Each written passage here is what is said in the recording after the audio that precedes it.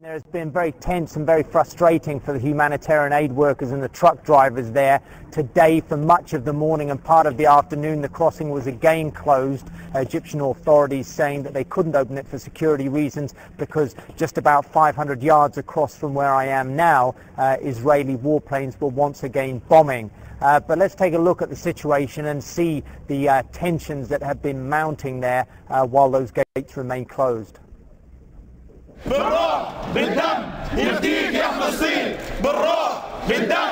Aid workers and truck drivers chant their solidarity for the Palestinians. The gates are firmly shut at Egypt's border with Gaza. All are calling to get through. Some are vowing to join the fight against the Israelis. At least 30 trucks of vital medical aid were blocked at the Rafah crossing Sunday.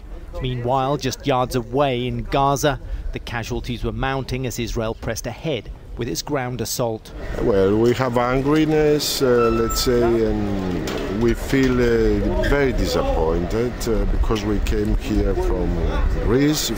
The Egyptian government has condemned the Israeli assault, but it is no friend of Hamas and insists the border cannot be fully opened without the presence of European Union monitors. The crossing has been opened for a few hours on some days to allow aid in and wounded Palestinians out. But Egyptian authorities kept it shut Sunday because Palestinian border guards had fled in the face of the Israeli advance. Jalil al-Nish works for a UK charity. He says the Gazans cannot wait. And the situation there in the ground is a disaster. They hit everywhere, they target everywhere. If there is any fire from anywhere, they don't care if there are children or families or anything, they hit back. Keeping out of the chaos, Palestinian Anta Mahmoud waits and worries. He's loaded with all the food and cooking oil he can carry for relatives trapped across in Gaza. He says his brother's house was flattened on the first night of the Israeli ground assault. I just called home and asked what happened, and they said your son Mohammed has been wounded. He's alive, but he's wounded, he says. He's so close, but so far. The border crossing is some 300 yards wide, but you have to go through 3 checkpoints, 2 Egyptian and 1 Palestinian.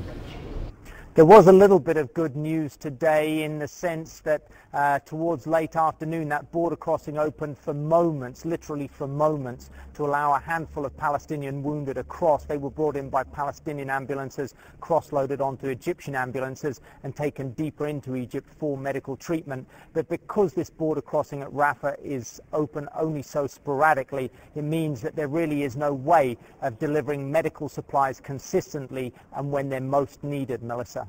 So, of course, there's such a long history to this conflict in the region, and I feel as if it always needs to be reminded just how small of an area we're talking about.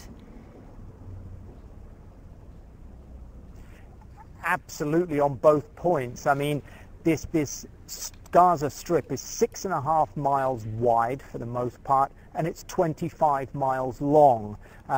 If you look on some of the fact books, it says that that's approximately the size of Washington, D.C. And the big problem is, though, that because there's a wall around it, a fence around it, you've got 1.5 million people literally trapped inside. There's no way to run for them. There's nowhere to hide. Even the able-bodied have no chance of coming out. The really only the chance of coming out is getting wounded and coming out.